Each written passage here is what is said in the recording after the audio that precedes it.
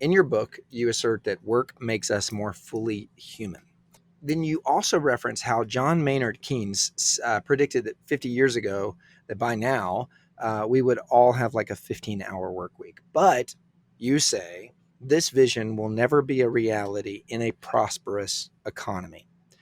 Can you talk a little bit about why that might be?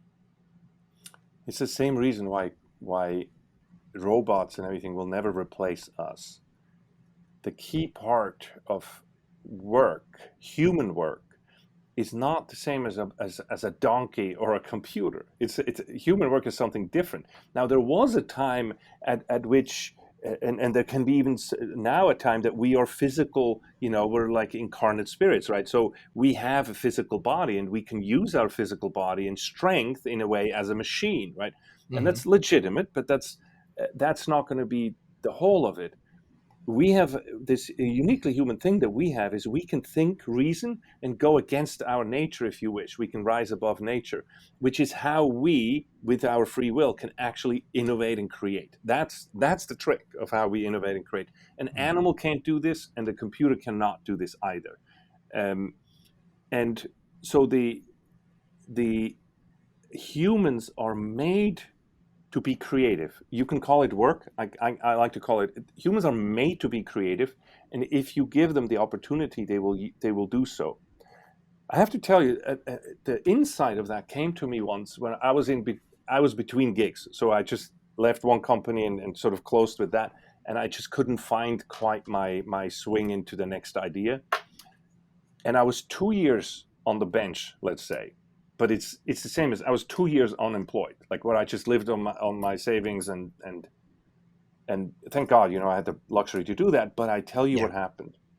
I started to feel inadequate. I started to get depressed in a sense. I started to like not quite shrivel up, but I started to lose zest for life. Mm. That when it's like when it's all party all day long, which it wasn't exactly, but it was not that the absence of work actually made me less who I am.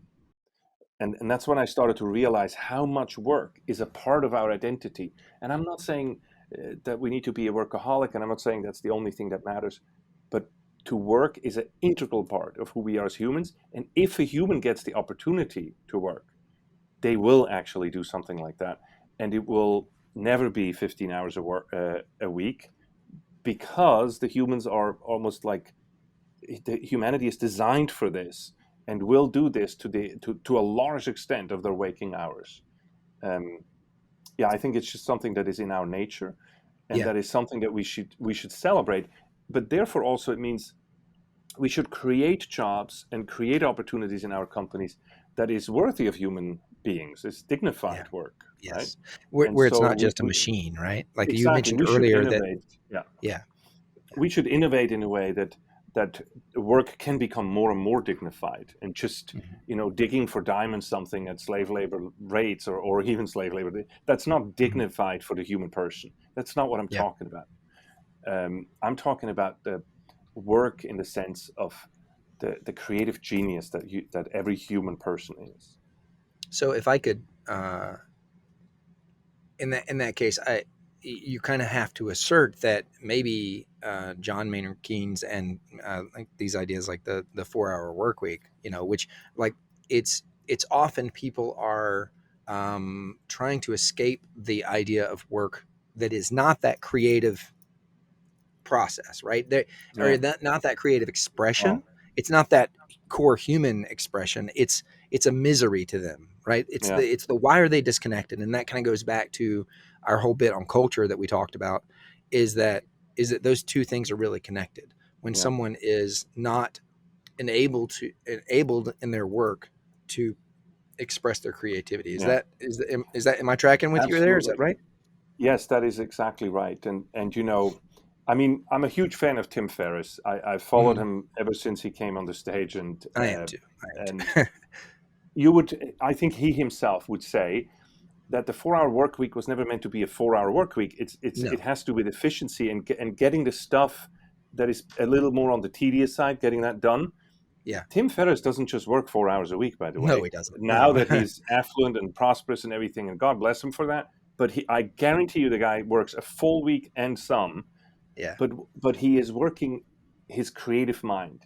He's living up Yes. to the best version of what he can be, and Right. in a sense, the most productive in the sense of his adding value for everybody who's listening to him and Right. watching him and reading him.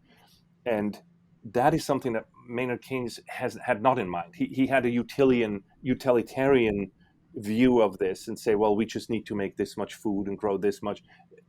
He's an economist, and he saw this Right. on an economic perspective. There's no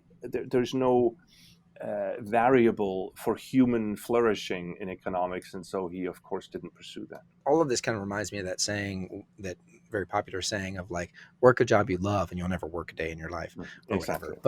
But it's not that you're not working, it's you're putting in the work, but you're finding fulfillment in that, and that is fulfilling your own desire, See, and human desire. one thing I want to add here, Joseph, is that there is this new, and I'm a huge fan of this new movement of work that has to do with mastery.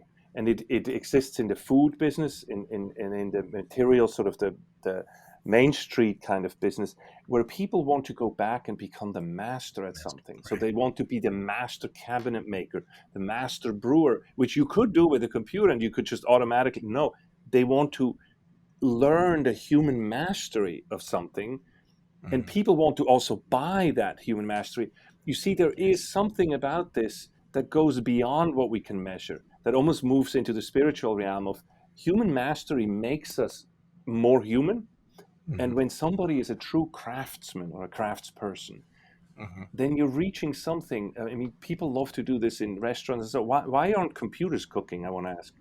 Yeah. Because if you get just the perfect, the perfect steak done by this master chef from Japan or something, with the grass-fed cows and everything, then you're getting something that is so exquisite that the creativity of that is so exquisite that a robot could never compete with that. And there's this whole movement, slow food and all. I see this crafts movement that is creating an entire sector of the industry that I'm a big fan. I love it.